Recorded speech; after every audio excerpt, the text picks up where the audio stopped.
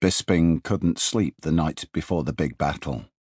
He knew nothing about the adversary he'd be fighting the next day. He felt unprepared. As the other fighters conserved their energy and took their minds off fighting with idle chatter, Bisping left the camp. He was going to spy on the enemy. He travelled on foot into the dusk and continued until the sky was pitch black. He walked slowly, crawling at times to avoid the attention of wolves, which, he knew, could weigh over 10 stone. Finally, he reached the foot of the mountain that had been on the horizon. There was no moon, but the stars, unusually bright, gave light enough for Bisping to pick his way up the slopes and through the vineyards that clung to its moist soil. From the summit, Bisping found what he was looking for: the enemy encampment. It was too dark to see the individual soldiers, but every campfire was clearly visible in the night, and these allowed him to make an accurate estimate of the enemy's number. And Bisping, or Bisping, as he would have spelled it, returned to his own camp armed with that vital piece of information.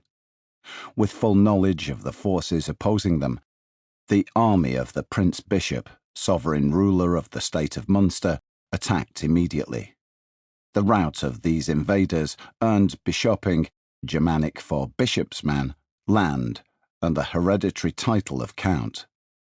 The family coat of arms was created. It depicts a bright star over a grapevine. That coat of arms was worn centuries later by Thomas Bisping, when he served in the army of King Stefan Batory of Poland. Thomas had been born around 1560 in Munster, but left home to seek greater fame and fortune in the war against Ivan the Terrible's Russian army. Like his ancestor, Thomas's courage and fighting ability were rewarded by the grant of lands, this time on the provision that Thomas and his descendants would defend it against invasions from the north. 2 decades later, on the 4th of January 1609, Thomas's younger son, Johann Bisping, rode his horse through the gates of Hradčany Castle in Prague. He demanded an audience with King Rudolph II, the Holy Roman Emperor. As the younger son in an age when only the eldest inherited lands and titles, Johann had left his ancestral home to seek his own fortune and glory as a commander in the army of Lithuania. But initially, the Lithuanian military questioned whether the man who showed up was truly one of the famous Bisping fighting noblemen. Johann vowed to return with proof of his birthright, a letter signed by the king.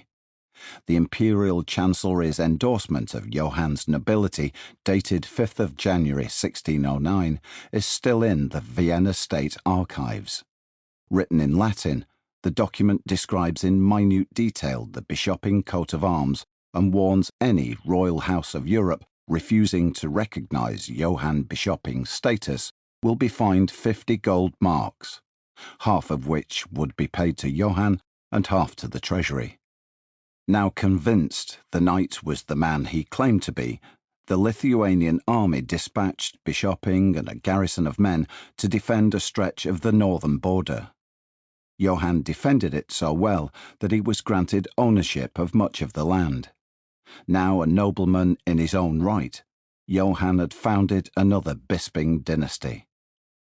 On 12th of September 1683, Theophil Bisping served gallantly in the liberation of Vienna from the Ottoman Empire forces who'd laid siege to the city since July. The Bisping banner is displayed to this day in a Viennese chapel commemorating the rescue. A century later, when Poland ceased to be recognized by the Russian, Austrian and Prussian aggressors as an independent state, Jan Bisping was among the nobles who refused to surrender.